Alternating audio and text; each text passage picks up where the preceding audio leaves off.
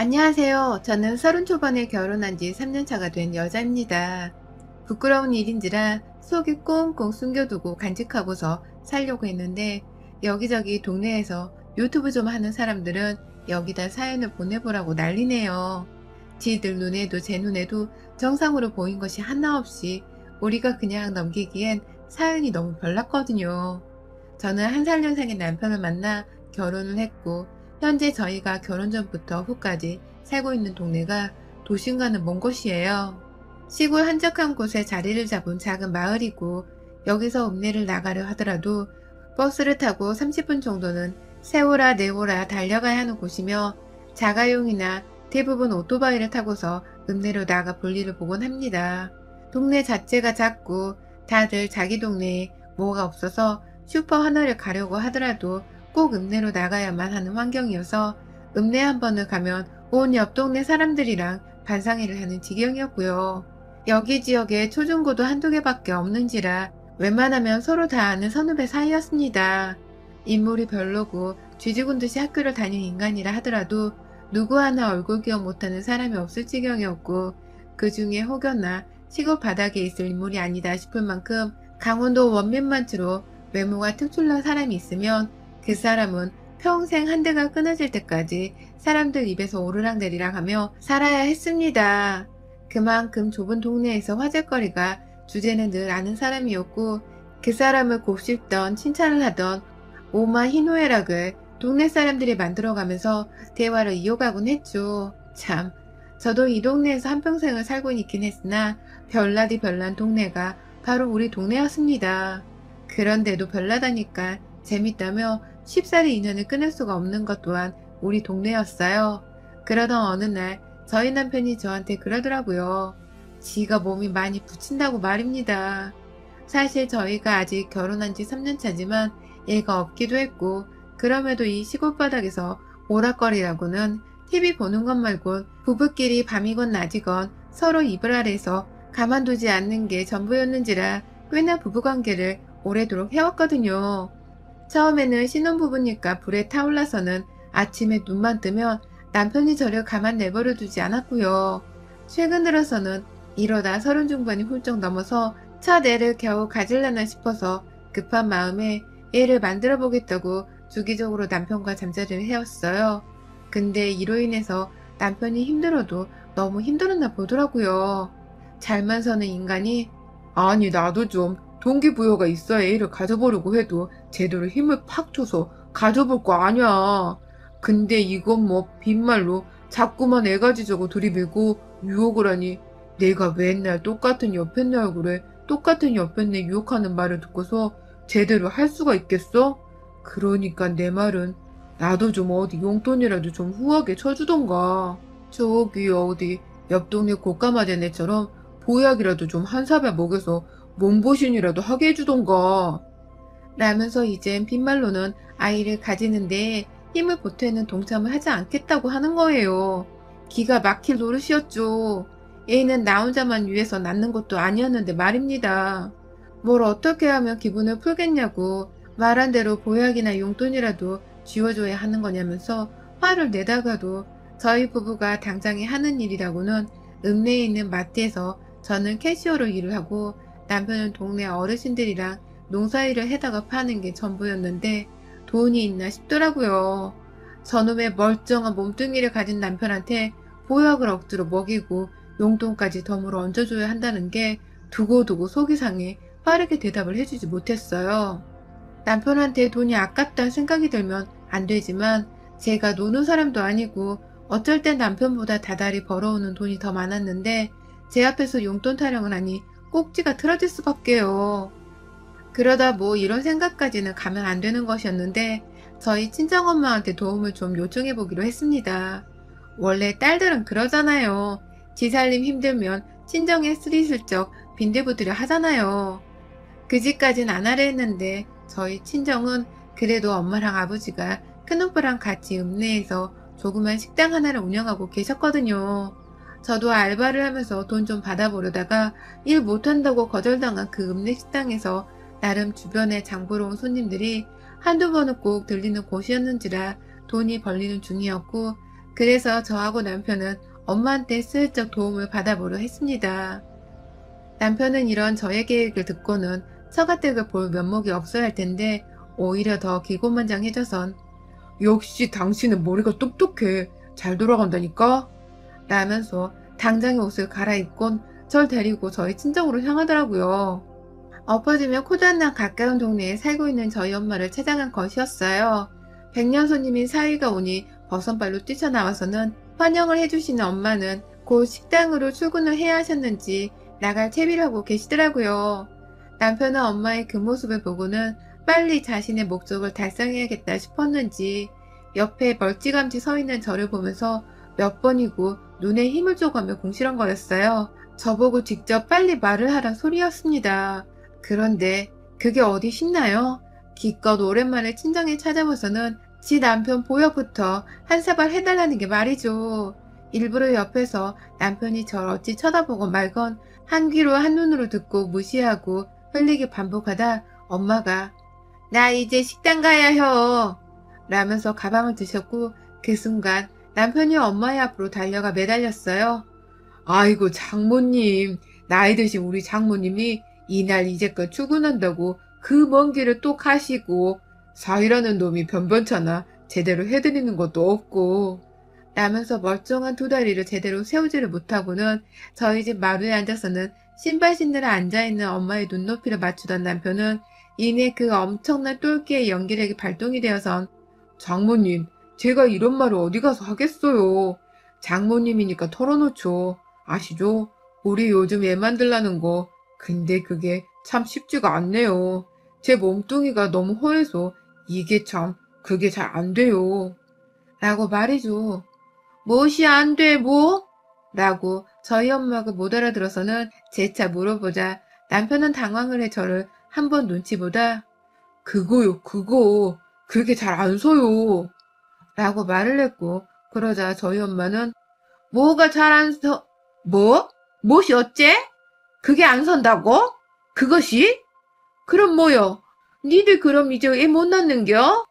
라면서 순식간에 펄쩍 뛰며 내 남편이 고자인 거냐고 내 남편이 그러면 이제 나랑 애를 못 낳는 거냐면서 아까까진 백년 손님 대하듯이 세상 사위를 어려워하며 잘만 대하더니 갑자기 눈에 독이 올라서는 제 남편 입에서 뭔 말이 나오는지 보겠다며 눈을 부릅뜨고 남편을 노려보기 시작했습니다.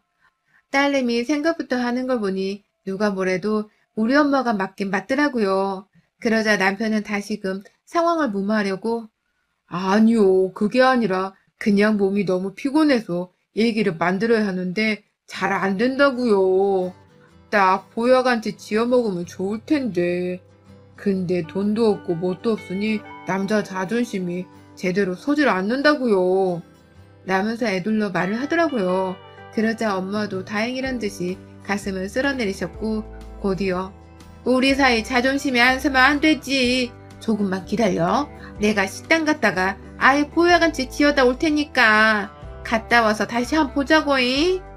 라면서 걱정을 붙들어 매라는 식으로 제 남편의 등짝을 일부러 그러신지는 모르겠지만 엉덩이 꼬리뼈 쪽을 쫙 손으로 두드려주며 남편을 한참 의미심장하게 쳐다보시다가 급기야 저한테 손에 5만원짜리 6장을 쥐어주곤 집을 나서셨어요.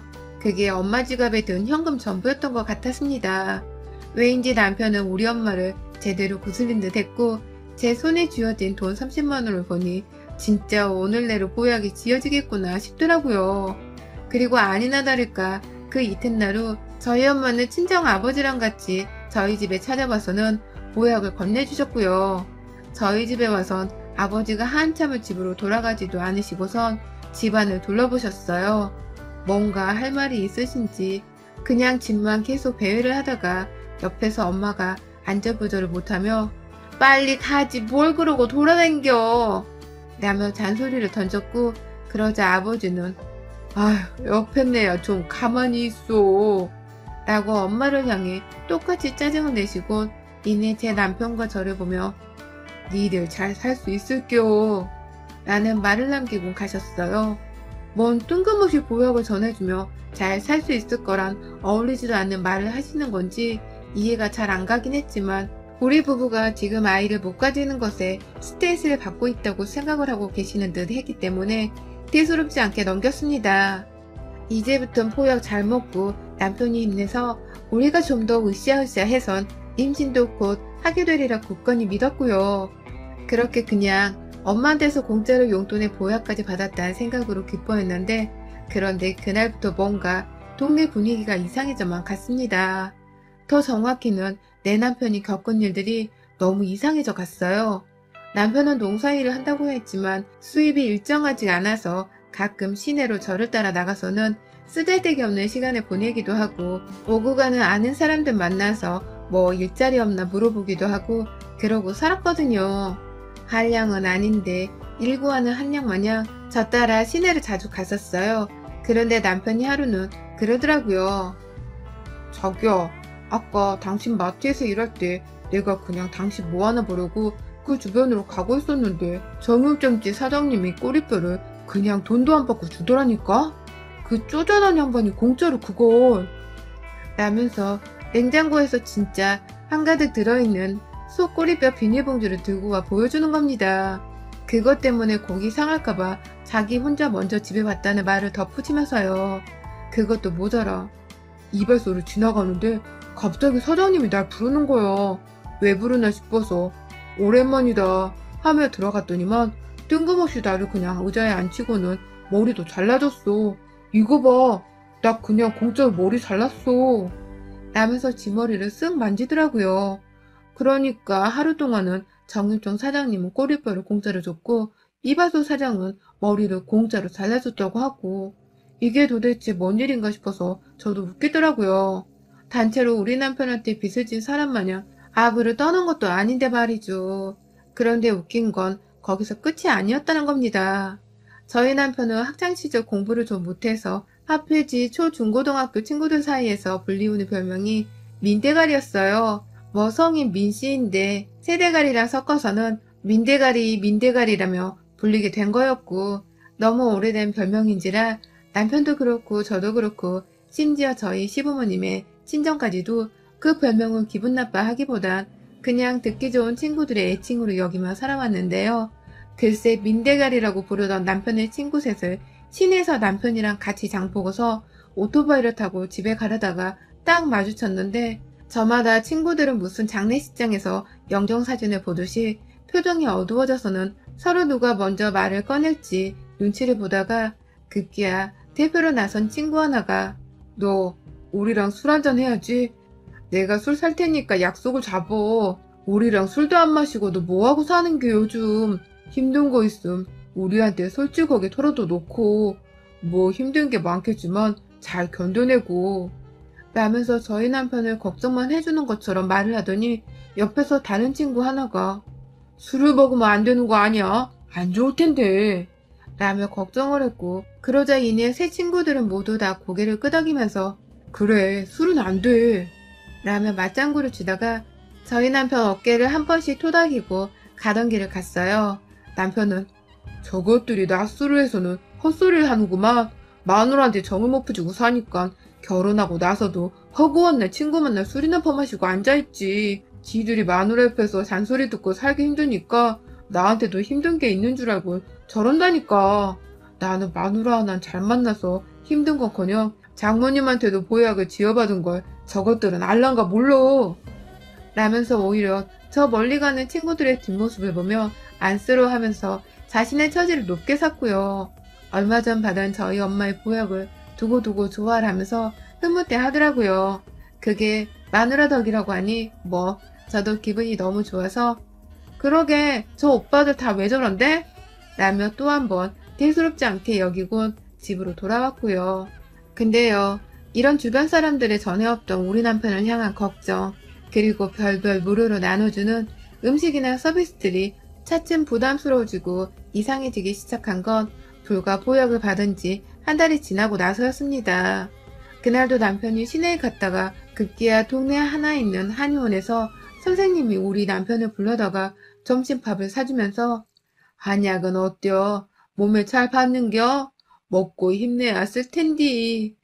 그거 먹는다고 서지는 않겠지만 힘내. 라면서 조언을 해줬다고 합니다. 그 말에 남편이 뭐가서요? 라고 물어보자 한의원의 선생님은 네 자존심 말이오. 자존심이 서야 할 텐디. 그건 네 마음가짐에 따른 거니께. 라면서 당황하고 멋쩍어 하듯 대답을 했다더군요. 근데 이 말은 우리 남편이 저희 엄마한테 했었던 말이었습니다.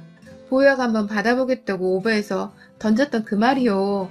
살짝 뭔가 아리송하다 싶었던 우리 남편은 내내 한의사 선생님과의 얘기를 머릿속에서 지우지 못한 채 생각을 하고 살다가 급기야 그 시내 안에서 친하게 지내던 형 하나를 우연히 또 만나게 되었는데요. 여기서 한 번 더 이상함을 감지할 쐐기가 박혔다고 하더군요. 글쎄 그 형이란 사람은 저도 제 초등학교 선배이고 한 동네 살던 사람인지라 정말 오랫동안 알고 지낸 사이인데요. 그간 저희 부부랑 정말 돈독하게 지내오긴 했지만 쉽사리 돈을 먼저 이유 없이 써보이거나 뭘 툭하고 사주던 사람이 아니었거든요. 그런데 갑자기 내 남편을 길거리에서 보자마자 술을 사주겠다고 인근에 있는 보쌈집으로 데려갔다는 겁니다.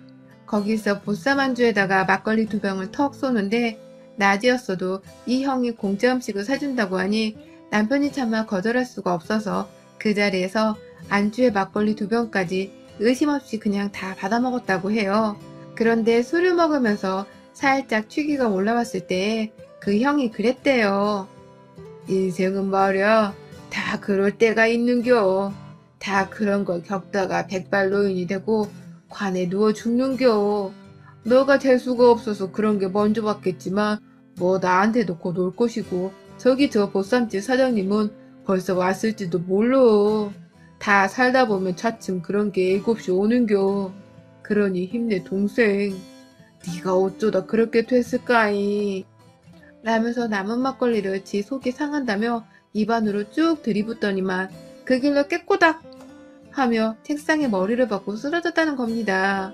아주 꽐라가 되어버렸어요.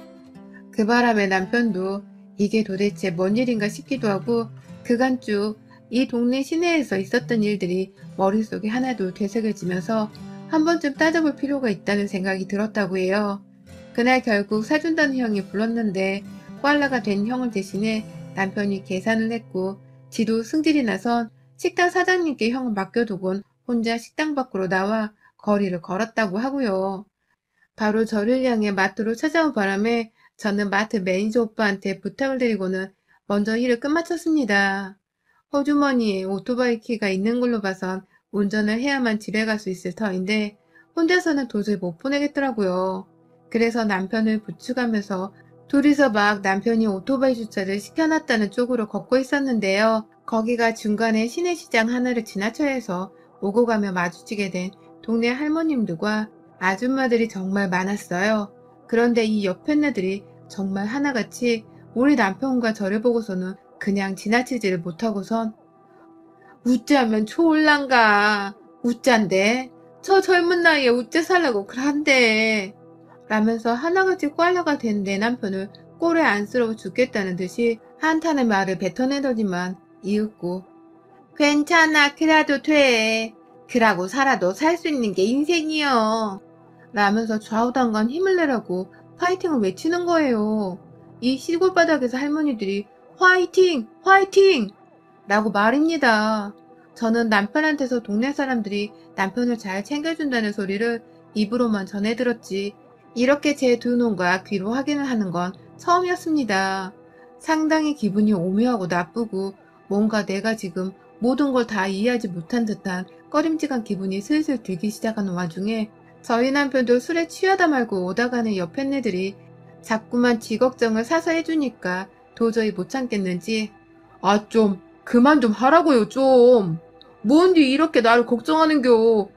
왜 다들 나를 이렇게 걱정하는겨. 라면서 술이 취한 채로 몸을 흔들어대며 그만 좀 걱정을 해주라고 막 짜증을 내는데 가뜩이나 술에 취해 제정신이 아니게 보이는 남편이 저한테 의지해서 거리를 걷고 있는 모습이 많이 외로웠는지 아줌마들과 할머님들은 아예 지나쳐 가려다 저희 부부를 따라보면서까지 괜찮은겨? 상태가 매일 이런겨? 힘들만도 하지. 얼마나 힘들겨? 라면서 혀끝을 차는 소리까지 내기 시작하셨어요. 어느 아줌마 일행들은 한참을 쫓아오면서 급기야 우리 남편은 안 그러니 천만다행이지 라며 지네 집 남편이랑 우리 남편을 비교하기 시작했고 그 바람에 제가 뿔이 나버려 잡고 있던 남편을 손에서 놓아버리고는 아줌마를 향해 고함을 질러버렸습니다. 아니 아줌마 말을 그렇게 하면 안 되죠. 우리를 본 세월이 몇인데 아줌마 남편이 내일모레 환갑인데 지금 마흔도 안 된 우리 남편을 그 집 양반이랑 갖다 비교를 하는 거예요. 아니 뭔 비교를 하겠다고 우리 남편은 그 집 할아버지랑 라면서 소리를 지르자 급기야 그 아줌마도 기분이 나빴는지 아니 그건 또 아니지. 어째 사지 멀쩡한 우리 남편은 네 남편이랑 비교를 하냐. 네 남편이랑 내 남편을 비교하는 건 나의 마지막 남은 자존심을 깎아먹는 것이요. 말은 똑바로 해야지. 라면서 오히려 제게 화를 내셨어요. 그 말에 주변 할머니들이고 아줌마들은 죄다 들러붙어 싸움 구경을 하면서 그렇지 그렇지 라고 수긍을 하셨고요. 그쯤 되니 우리가 이 동네에서 뭔 잘못을 제대로 단단히 한 건가 싶어서 혼란스러워졌고 남편은 길바닥에 넘어지며 술이 완전히 깨버린 거지 제가 싸우는 동안 얘기를 다 들으면서 정신을 차리고 또박또박 말을 하더라고요. 아니, 말 좀 해봐요. 제발 누가 말 좀 해주라고. 내가 지금 뭐 어떤디? 내가 지금 어떻길래 나한테 여기저기 다 괜찮다는 말을 하고 그래야. 나 잘 살고 있는데 왜 자꾸 나한테 화이팅 하고 힘을 주냐고요, 힘을. 라면서 짜증이 이빨 섞여선 서있던 제자리에서 두 발을 동동 구르며 화가 치밀어 올라 죽겠다고 울분을 토하는데 한 할머니가 그러더라고요. 네 고자잖아 라고 말이죠. 우리 다 알고 있는데 그렇게까지 속여서 뭐 얻을 게 있다고 거짓말을요. 땡! 그러면 못 써. 우리가 다 서로 얼굴 보고 산 세월이 얼마인데 너는 앞으로 무엇이 부끄러워 고자인 것도 숨기려고 그러냐. 라면서 저희 부부가 미처 무슨 일이 돌아가고 있는 건지를 제대로 생각해 보기도 전에 할머님은 그런 엄청난 폭탄 발언과 다름없는 내 남편이 고자란 말을 그 아줌마들 앞에서 당당히 밝히며 자기들은 다 이해를 하니 창피하지 말라는 말을 하셨고 그 바람에 저 설마 나도 모르는 사이에 내 남편이 고자가 된 줄 알고 바로 남편을 향해 너 고자야? 라며 소리를 질렀어요. 그러자 아줌마들이고 할머니고 흠이 라면서 동시다발적으로 탄성을 질러내더니 마누라는 몰랐던 거야? 라며 제 남편을 향해 일제히 사기꾼이라고 노려보기 시작하셨고요. 그러자 뒤편 가게에 있던 아저씨들도 뭐요? 마누라도 속이고 있었던 거요? 그러면 안 되지. 마누라는 알고 있었어야지. 라면서 뛰쳐나와 싸움판을 구경했어요. 그러자 남편은 이게 뭐 어떻게 돌아가고 있는 거야? 내가 왜 고자야, 자기야? 라면서 울부짖었고 그제서야 아차 싶더라고요. 그리고는 제가 그러니까 나도 모르겠다고. 우리 어제도 같이 잤는데 갑자기 내 남편이 왜 고자가 된겨? 누가 우리 남편 고자랬어요? 어떤 쓰발놈이 내 남편 보고 고자랬냐고요. 라면서 막 윽박을 지르자 또다시 그 자리에 있던 온 시내 사람들이 뭐요? 어제도 잤다고? 그럼 너 고자 아닌겨? 라면서 동시다발적인 탄성을 지르며 가슴을 쓸어내렸습니다. 네, 이제 보니 동네 사람들은 저희가 보약을 받은 지난 한 달 동안 저희 남편이 고자라서 거기가 안 서는 남자라며 자기들끼리 쏙덕쏙덕 거리면서 뒷말을 주고받고 살았더라고요. 무려 한 달 동안 온 동네 사람들이 내 남편의 이름을 들먹이면서 고자라는 헛소리를 전하고 다닌 바람에 정작 우리 부부를 제외한 모든 사람들이 우리 남편이 고자라는 헛소문을 믿어왔었고 결국 이 수치스러운 소문은 동네 사람들을 넘어 정말 길가의 개새끼도 알 정도로 모르는 사람 하나 없이 파다하게 퍼져 나갔습니다. 재미없는 시골바닥에서 사람들이 뭐 하나 물고 뜯을 거리 하나를 지대로 문 꼴이었습니다. 남편은 결국 이 소문의 진위를 파악해 경찰에 신고를 하든 서울 가서 고소를 할 거라고 막 난리를 피워댔고 그러자 아줌마들이 입방정이 실수했다며 사실대로 털어놓더라고요. 범인은 저희 엄마였다고 말이죠. 그러니까 내막을 더 살펴보고 나니 저희 엄마는 애초에 저희 남편 보약을 지어주겠다고 시내에 왔던 그날부터 내 남편이 고자였기 때문에 보약을 지어먹고 싶어 했던 것이라고 남편의 말을 제대로 혼자 오해를 해서는 만나는 사람들마다 앞에 앉혀놓곤 우리 사이가 있잖아. 내가 참 이런 말을 해야 할지는 모르겠지만 글쎄 고자라네. 잘 안 쓴다고 하더라고. 나한테까지 찾아와 보약한채 쥐어달라 부탁을 하는데 내가 거절을 할 수가 있었어야지. 뭘 해주면 좋을까? 무엇을 해줘야 쓸까? 라면서 물어보고 다녔고 급기야 한약방에서 같이 기다리던 아줌마들한테도 밖에 나와 식당에서 만나는 자기 손님들한테도 그리고 급기야 저희 시부모님과 옆집에 사는 시아버지 친동생네한테도 그 말을 전한 바람에 한동안 시어머니는 자기 아들이 고자란 소리가 수치스러워 시내를 거의 잠적하다시피 모습을 드러내지 않고 계셨고 결국 이 소문이 퍼지다 못해 온 동네 사람들이 걱정거리가 되어버리게 되면서 술 취해 제 손에 기대어 걸어가던 남편을 보고 안쓰러웠던 나머지 온 아줌마 아저씨들이 나서서 제 남편한테 용기를 주려고 했더라고요. 뭐 그러다가 결국 저희 부부가 고자가 아니란 사실이 드러나게 되었고 아줌마 아저씨들은 민망스럽던 나머지 아고 아닌겨? 아이고 난 또 우리 고을에 고자가 나타난 줄 알고 깜짝 놀랐네. 라며 오히려 큰 소리로 호탕하게 웃어 넘기려고 진땀을 빼셨습니다. 이 모든 사실을 알게 된 저는 그간 그래서 내 남편이 공짜로 속꼬리찜도 얻어오고 머리카락도 잘랐던 거구나 하면서 이해를 하게 되었고 또 오다가다 저를 보면 그냥 지나치지 못하고서 꼭 손에 든 농작물 하나라도 쥐어주려 했던 온 동네 사람들의 의중을 알아차리게 되었네요. 그제서야 안 남편 또한 나는 고자가 아니에요. 아니라고요. 라면서 시내 한복판에서 지나가는 차 안의 사람들도 다 들으라는 큰 소리로 자신의 결백 같은 진실을 주장했고 그렇게 저희 부부는 그날 시내에서 남편의 고자가 아니라는 신고식 같은 것을 지대로 치르고는 힘이 다 빠져 집으로 돌아왔네요.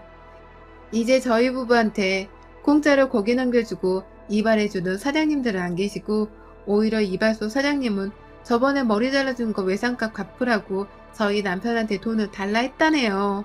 참 우리 엄마도 너무하시지. 어째 사위 고자인 걸 부끄러운지 모르고 사실 파악도 안 된 상태에서 여기저기 떠벌리고 다녔나 몰라요. 그냥 이렇게 된 거 차라리 비밀로 한 채 좀 더 공짜로 많이 얻어먹다가 고자가 아니란 사실을 밝힐 거 그랬나 싶어서 아쉽기도 하네요. 그래도 다시 한번 이 자리를 빌어 동네 주민들한테 말해보려 합니다. 우리 남편 고자 아니에요. 여러분의 생각은 댓글로 남겨주세요. 오늘도 시청해주셔서 정말 감사합니다. 안녕하세요. 저는 39살의 30주 막차를 달리고 있는 여자입니다.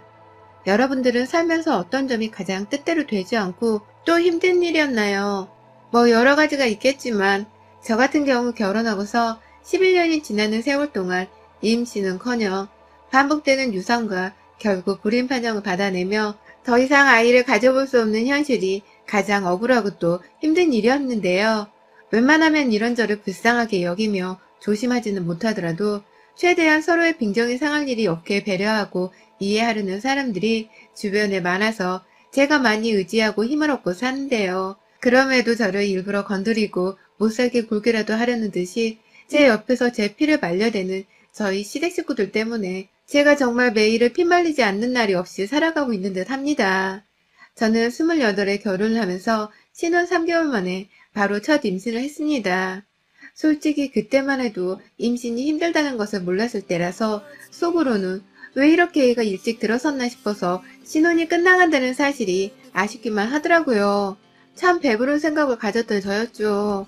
제가 직장을 다니는 사람이었고 아이가 있다 보니 평상시보다 조금 더 신경을 써서 몸 관리를 했습니다. 좋은 거 먹고 좋은 생각만 하면서 한 달 정도 뱃속 아이와 정을 붙여가던 중 저희 시어머니께서 김장을 하자고 저를 집으로 불러들이셨는데요. 그날 제가 유산을 했어요. 시어머니께서 공직에서 일하는 아버님을 평생 뒷바라지하면서 집에서 주부로 사신 분이셨는데 원체 제가 처음 임신했을 때부터 회사로 출근을 하려는 것을 이해하지 못하시더니 퇴근하고 좀 쉬어보려고 하는 저를 기어코 김장을 도우라며 자신의 집으로 부르더라고요. 남편도 없이 저만 쏙 불러서 말입니다. 당시 결혼하고 김장이라는 걸 처음 해보는 날이었고 시어머니가 김장하고서 보쌈이라도 하나 더 며느리한테 먹여주려고 저를 부르시는 건가 싶었어요. 임신한 며느리를 순전히 김장하기 위한 노동력으로 생각하고 착취만 했을 줄이라곤 감히 상상도 못했었습니다. 그런데요, 집에 가보니 시어머니는 아예 저한테 고무장갑도 주지 않은 채 맨손으로 김장을 담그게 하셨고 저는 그 매운 양파랑 마늘간 냄새 그리고 쭈그려 앉아서 무려 3시간을 더 어머님 옆에서 김장을 한 채로 김장을 했습니다. 시간이 10시가 다 되어가고 있던 때였고 남편은 왜 제가 집에 안 오나 싶어서 계속해서 전화를 하던 참이었는데 손에 김장이 다 묻혀져 있어서 전화를 받을 수도 없었고요. 그 와중에 같이 있던 시누이가 제 핸드폰을 마음대로 가져가서는 오빠네? 걱정이 되긴 하나 보지. 받지마. 이런 날은 남자 손타기 하는 거 아니야. 모른 척하고 오늘 그냥 확 외박이라도 해버려. 라는 식으로 남편의 전화를 무작정 꺼버렸어요. 그날 저는 계속해서 쭈그려 앉아 김장을 하다 보니 밤이 되자 피로도가 상당했고 결국 전 집으로 향하는 길에 혼자 택시를 타고 가다 차 안에서 하혈을 하고야 말았습니다. 좋은 기사님 덕분에 바로 응급실로 갈 수 있었고 바로 의료진의 도움을 받을 수 있었지만 저는 유산을 했고 뒤늦게야 그날 제가 뭘 했는지를 다 알게 된 남편은 시댁을 아주 쑥대밭으로 만들어 놓았어요. 임신한 사람한테 김장을 시킨 것 그리고 노는 사람도 아닌 직장을 다닌 사람을 평일 저녁에 불러다 밤 11시가 되도록 김장을 하게 한 것 늦게 끝내놓고는 집으로 차를 태워서 보내줄 생각도 못한 것 등등 따져볼 것들이 정말 너무나도 많았습니다. 남편이 저를 대신해서 시어머니랑 시누이한테 정말 지랄을 쏟아내며 열변을 토했고 그 바람에 아들 화난 모습에 닥달을 할 수 없었던 시어머니는 억지로라도 자신의 생각이 짧았다며 제게 사과를 건넸어요.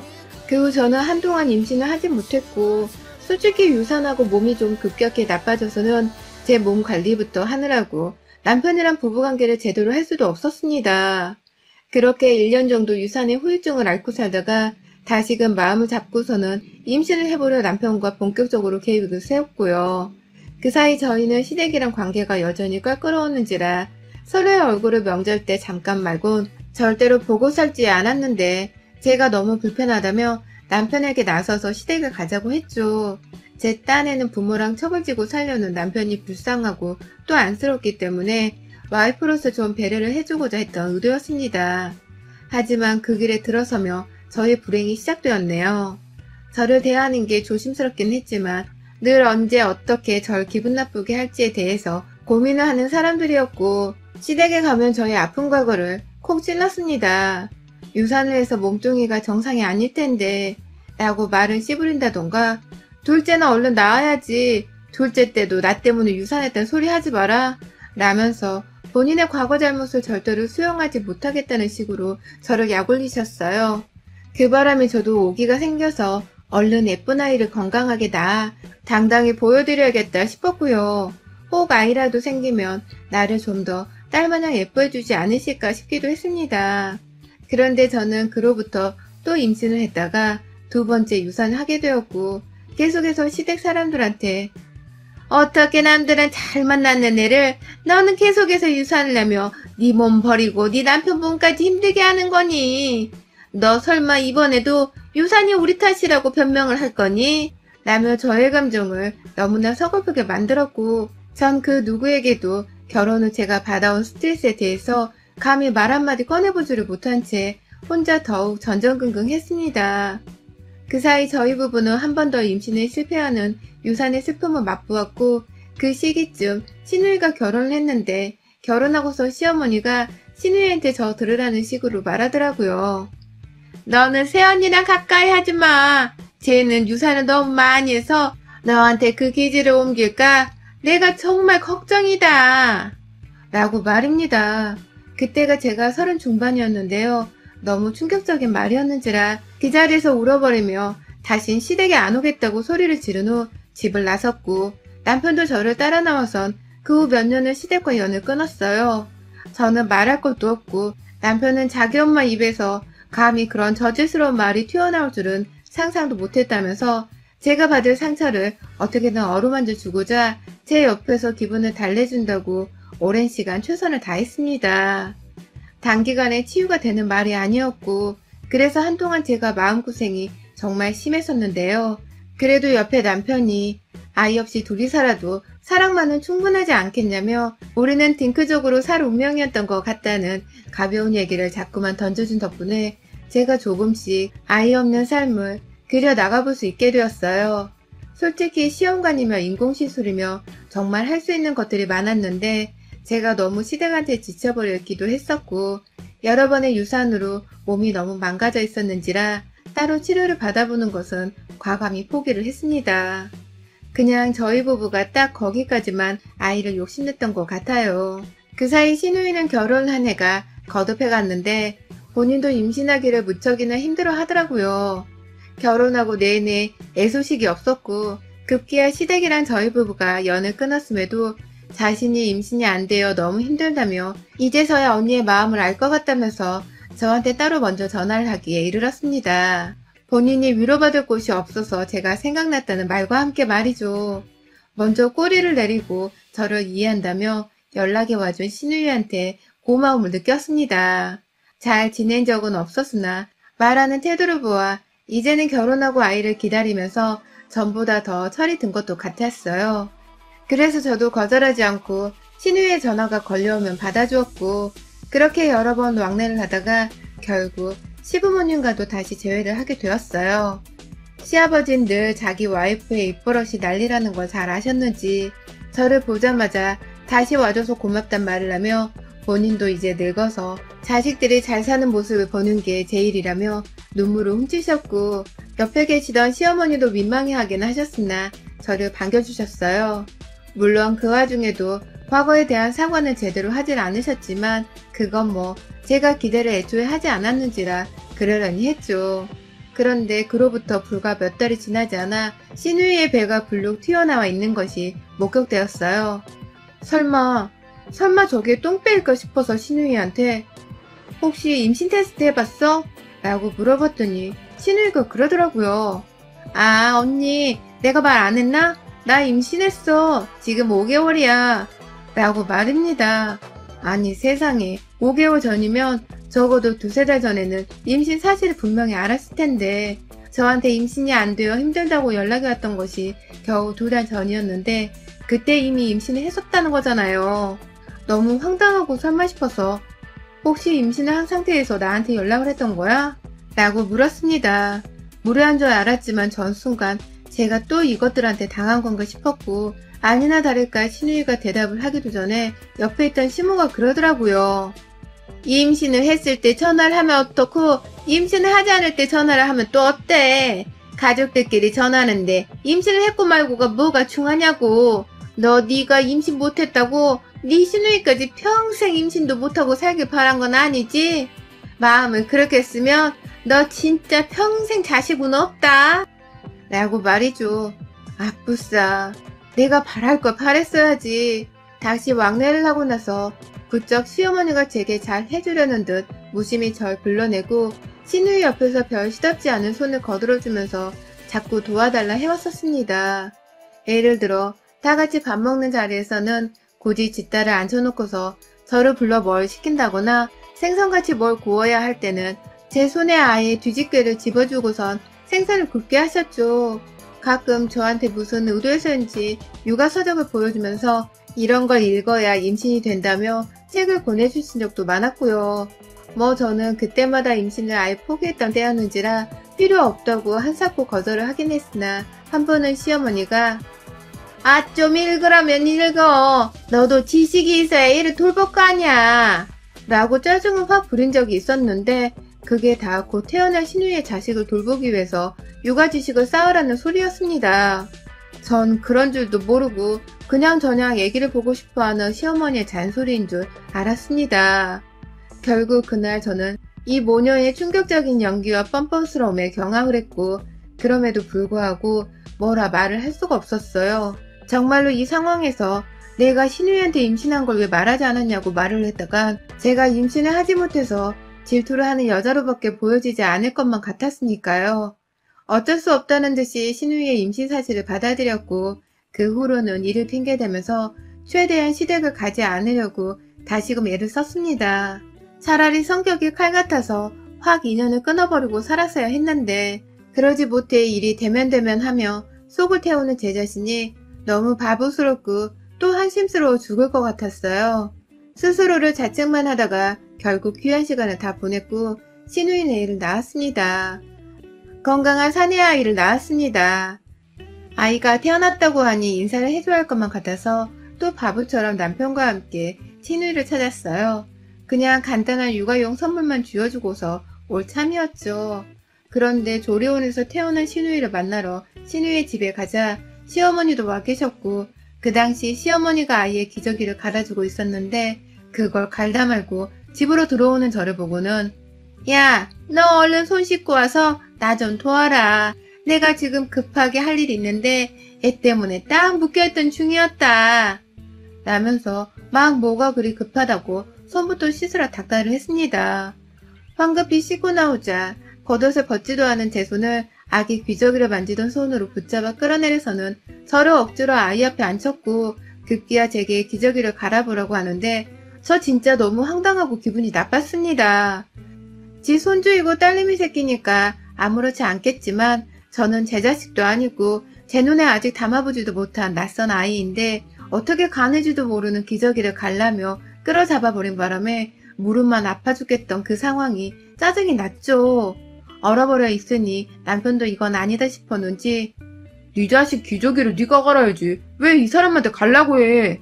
라면서 저를 도로 일으켜 세웠고 급기야 그러는 도중 아이가 울음을 터뜨렸는데 시어머니가 저를 향해 짜증을 확 내시더라고요.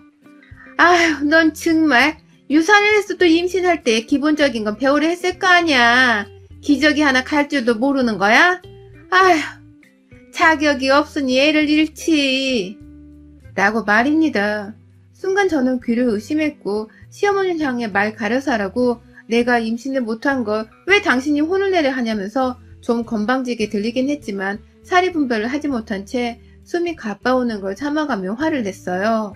어떻게 사람이란 자의 입에서 저런 어마무시한 잔인한 말이 나올 수 있는지 모르겠다면서 남편한테 그리고 시아버지한테 번갈아 눈을 째려보며 내가 지금 이런 얘기를 듣고 있어야 하는 게 정상적인 상황입니까? 라고 맞받아쳤죠. 남편은 역시나 안 되겠다며 내가 진짜 웬만하면 서로 잘 지내보려고 군말 않고 와이프 데려온 건데 역시나다 정말 지긋지긋하다 너나 엄마나. 그 입 좀 열 때 머리에 필터를 좀 쓰고 뱉어. 아유 진짜 무식해서 정말. 라고 고개를 절레절레 흔들었습니다. 자기 딴에는 저를 보호하고 싶어서 자기 맘속에 있는 생각을 그대로 뱉어낸 것이었죠. 하지만 그건 오히려 역효과였습니다. 자신의 잘못을 뉘우치려 하거나 자신이 뱉은 말이 뭐가 문제인지조차 상황 파악을 못하고 있던 신우이와 시어머니께 그건 오히려 반항이고 버르장머리 없는 아들의 쓸데없는 와이프 사랑으로밖에 보여지지 않았나 보더라고요. 시어머니는 더욱 불같이 화를 내면서 내가 이래서 네가 싫은 거야. 뭘 좀 하나 시키려 하면 꼭 유산을 하거나 내 아들이랑 나를 싸우게 만든다니까. 너랑 결혼하기 전에는 세상 멀쩡했던 놈이었는데 너랑 결혼하고 나서는 얘를 여러 유산해서 그런가 내 아들한테 귀신까지 씌운 기분이야. 너 어차피 얘도 없잖아. 얘도 없는데 할 일 없을 때 여기 와서 애나 좀 돌봐. 출산한 여자는 몸 관리랑 정신건강 관리를 잘 해야 하는 건데 네가 오늘 여기 와가지고 또 난리 부르스를 피운 바람에 어디 얘가 제대로 휴식이라도 취할 수 있겠어? 모유라도 제대로 안 나와봐. 네가 책임질 거야? 얘 임신도 제대로 못 해본 주제에. 라면서 저를 향해서 제가 오래도록 뱃속에 아이를 품어보지 못해 젖도 안 나오는 여자 주제에 감히 출산한 산모 앞에서 스트레스를 유발했다며 화를 내는데 정말 피가 거꾸로 솟더라고요. 속은 막 울렁거리고 곧 토라도 할 것 같이 신경이 곤두서선 가슴이 답답해지기 시작했어요. 저도 모르게 발작 증상 같은 걸 일으키며 고도의 스트레스를 참지 못하고 숨이 안 쉬어지는 제 가슴을 막 두드려대다가 주저앉아 좀 쉬고 나서야 제대로 숨이 쉬어지고 앞에서 절 부르는 남편의 목소리가 들렸습니다. 시아버지는 뒤에서 이미 119를 부르고 계셨고요. 겨우 진정하고서 남편이 따라주는 찬물을 받아먹곤 시어머니를 지그시 쳐다봤는데 어머니께서 글쎄 여전히 울고 있는 지손주가 아직 기저귀를 차고 있지 못하다면서 숨 못 쉬다 겨우 진정한 저를 향해서 야, 와서 이 기저귀 좀 갈아봐. 내가 가르쳐 줄 테니까 오늘 해보고 앞으로 연습 좀 하자.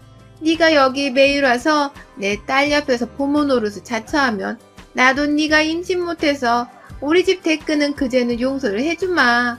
그러니 생쇼하지 말고 여기 쳐와서 빨리 기저귀나 갈아입어사. 라고 차분하게 말씀을 하셨어요. 지도 속으로는 발작을 일으키는 저를 보고 놀래놓고선 괜히 겉으로는 아무렇지 않은 척을 하며 그 와중에 마저 지 딸내미를 거들어주라며 보모 행세를 부탁한 것입니다. 정확히는 부탁이 아닌 무대포적인 명령질이었죠.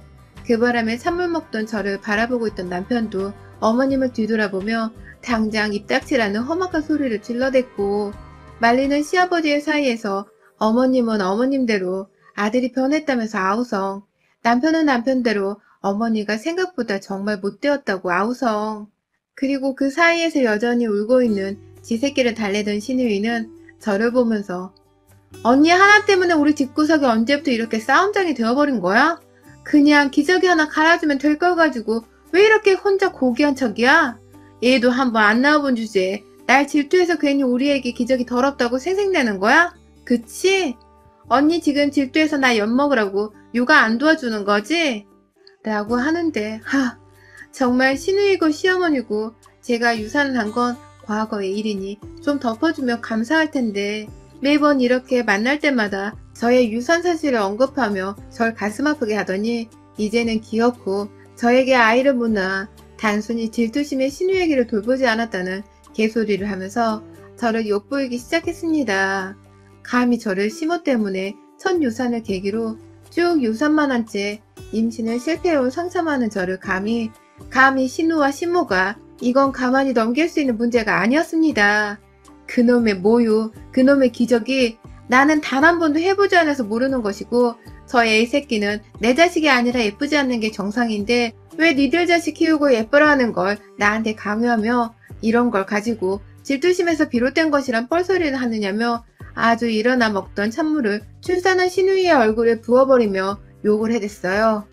잘난 네 새끼 그렇게 예쁘면 네가 직접 일어나서 기저귀 갈아주고 돈 써서 보모를 찾던가.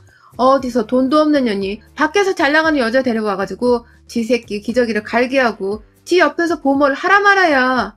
야, 무식하면 원래 말이 그렇게 나와? 나도 한번 무식하게 맞서 얘기를 해줘? 비정상적으로?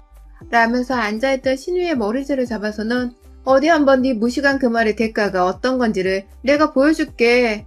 라며 그 갓난아이 옆에서 시모의 머리를 뜯어가면서 일어서 있는 제 어깨까지 머리카락이 뜯겨 올라오게 잡아당겼고요. 신우이는 저한테 머리카락이 잡혀서는 안절부절 못하다가 뜯기는 고통에 비명을 지르다 말고 지도 딴애는 엄마라며 애 앞에서 애가 놀랄까봐 입을 꾹 다물더라고요. 그 모습에 저도 더 머리끄댕이를 잡아당기진 않은 채 신우이를 놓아주며 머리에다가 꿀밤 한 대를 정말 주먹으로 치듯 때려주었고요. 뒤돌아보자 시모는 제 행패에 상당히 겁을 먹은 건지 얘 운다. 얘가 보고 운다. 라면서 자꾸만 얘 팽개를 대면서 저를 진정시키려고 했어요. 아까 말했듯이 그 애는 제 애가 아니라서 제가 신경 쓸 이유가 하나도 없었는데 말이죠. 결국 그 자리에서 저는 갈려지지 않은 그 더러운 신우아이의 기저귀를 들어서는 당신 손주녀가 당신 눈에는 이쁠 거 아냐. 그쵸? 당신 손주가 싼 오물도 당신 눈에는 금싸라기 같은 거 아니냐고요. 어디 예쁜 손주가 싼 기저귀를 잘 갈아줘 보시라고요. 나 말고 당신이 평생 당신 딸 옆에서 고모처럼. 라며 기저귀를 펼친 채로 시어머니의 얼굴에 냅다 던져버렸습니다. 오줌에 얼굴을 맞고는 시모가 더러워 죽겠다면서 말도 못하고 눈까지 꾹 감고선 두 손으로 귀를 살피며 화장실에 겨우 들어가 얼굴을 빡빡 닦대요. 음에 더러워! 라며 소름끼쳐 하면서 말입니다.